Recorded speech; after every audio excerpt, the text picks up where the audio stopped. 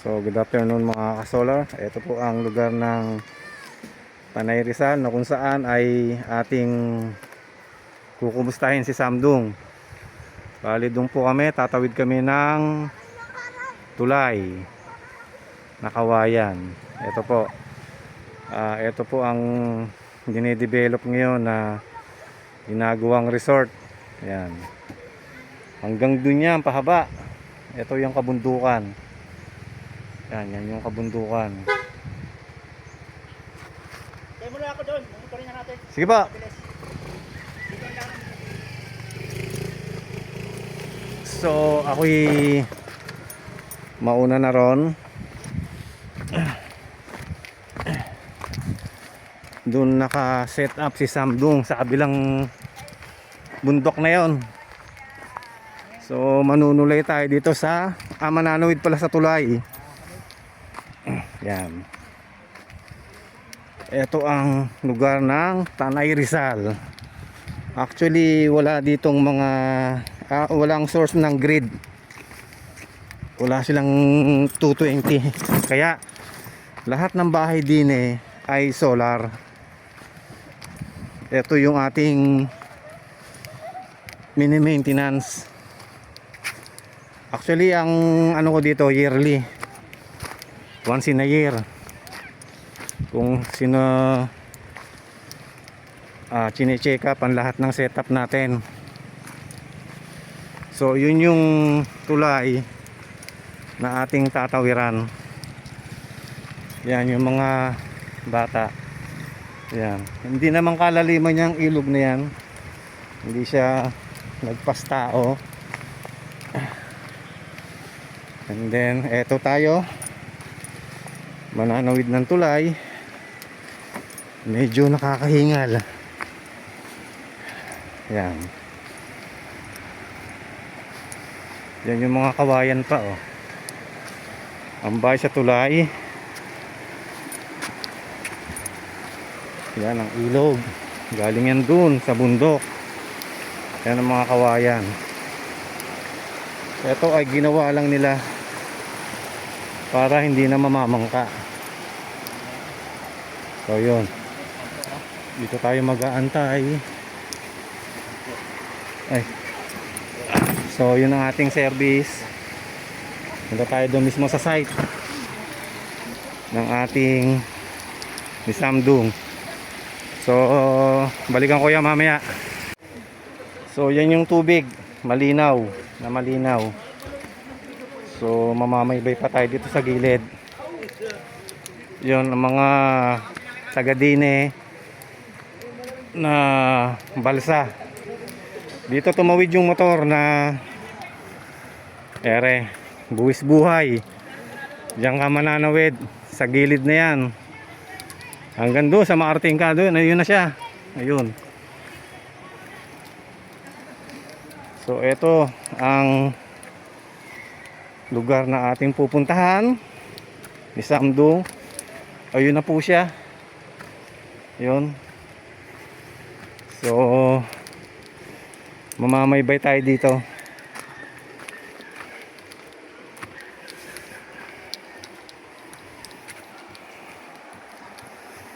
Yan. Ito ay lagpas tao na yan. Yung lugar na yan. Malalim na po yan. Yang lugar na yan. Yan. Medyo malalim na yan. So hanggang dito. Ikot tayo ron. Ayun siya. So balikan ko kayo mamaya. Mga ka-solar, nandito na tayo sa mismong pinagkabitan ni Samdung. Ang consumption niya ngayon ay 96. Ang harvest niya ay 161. Ngayon medyo makulimlim pa yan, pero healthy yung battery, 27.1. Ibig sabihin full charge. Ito lang ang mga load niya. Dami niyang pero kayang kaya yan. Sabi ko nga, kahit kabitan to ng freezer or rep o TV, washing machine, yan, meron pa siyang mga ibang setup. 12 volts 12 volts supply yan. So yun. So ano lang tayo dito, check up lang. Tinignan lang natin yung yung pinagkakalagyan ni Samsung. So nasa maganda naman siyang kinalalagyan. So yun lamang mga kasolar, ang ating update about Samsung. Very good ang kanyang performance. So yun ang sinasabing buwis buhay na pagmumotor. Nasa gilid ka ng tubigan. So konting pagkakamali mo lang dyan, sesemplangan mo, tubig. Ganyan yung mga taga rito, sanay na yan. Good afternoon mga ka-channel. Ito yung ating second check-up ng ating solar setup. Bali ano to, 120 AH, 8 S168. Ito yung kanyang MPPT. Ito si Snap. So ang load nito ay Starlink and ano? Bendo. Starlink and Bendo. Siya, okay naman siya. Okay naman ang ating battery, 13 volts. So may napansin lang kami sa taas, yung isang panel ay nainit yung diode. So I recommend na for replacement yung kanyang diode sa panel. Bali tatlong panel to na 550, umano na 1.650 watts ang kanyang panel. So ayan, nag-additional siya ng 100 AH na battery na prismatic. Bali lumalabas na to na 180 AH. So yun lamang po at isang mapagpalang araw sa ating lahat. Good morning mga ka-solar. So ito yung ating pinakaunang setup dito sa Tanay Rizal. So bali nandito ako dito tayo tumigil sa bahay ng ating kapatid. Yan, almost 2 years na yan. Yan yung ating 60 AH na 168. Okay. So huwag nyo nang pansinin yung spaghetti wire. Ang mahalaga, nagpa-function siya ng ayos. So ang load nito ay bendo machine, pati yung mga ilaw niya sa bahay. Saka TV kung manonood, 12 volts. So yun ay mag-8. Ang harvest niya ay 14 lamang kasi medyo makulimlim. Yan. So, ito yung ating ni-repair na 32650 na burn out. Sabihin na drain siya ng 00. So, dinisassemble natin kahapon. And then, binuo natin kagabi. Ngayon, kinakargahan natin. Tignan natin kung pag na full charge siya, kung hindi siya magse-self-discharging. So update na lang ako, iwan ko muna to kasi medyo may kabigatan, kaya iwan muna natin. Follow up na lang natin dito sa ating kapatid kung hindi siya magse-self-discharging.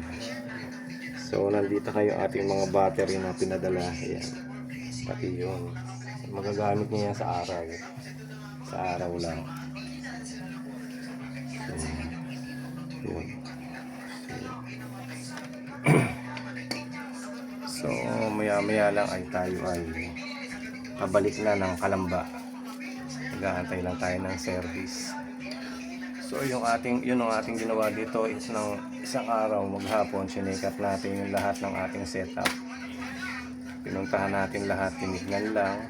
And then ito nga, may ni-repair tayo. So yun. At yung ating mga white calv cell naman ay very good. Goods na good sila. So hanggang dito na lamang mga solar. Back to Kalamba na tayo. Okay, blessed day po. Good morning mga kasolar. Ito ang ating binisita, yung ating check-up ng si white calv cell na 200 AH. So ang voltage niya ay 13.3. Umaga pa lang. Yan ang kanyang charger. Controller. So lahat ng ating setup dito ay ating binisita ngayon. So ito pahabol lamang kasi nga ay tayo ay pauwi na ng Kalamba. And then after this ay tayo babiyahin na pauwi. So good na good yung ating setup. 13.3. Alas 8 pa lamang. Full charge na siya. Ang load nito ay ilaw at yung mga gamit sa bahay na TV. And then, may washing machine ka bro. Ah, wala. Ito lang, TV lang, saka ilaw ano. Oo. So yun lang. Charger, nagcha-charge ng mga flashlight. Nagtsano ka. Pwede ka nang mag-business dito ng ano, Hindi naman nagpapabayad. cellphone charging. Ayan. No, nagka-cellphone charging kami. Meron nga dyan,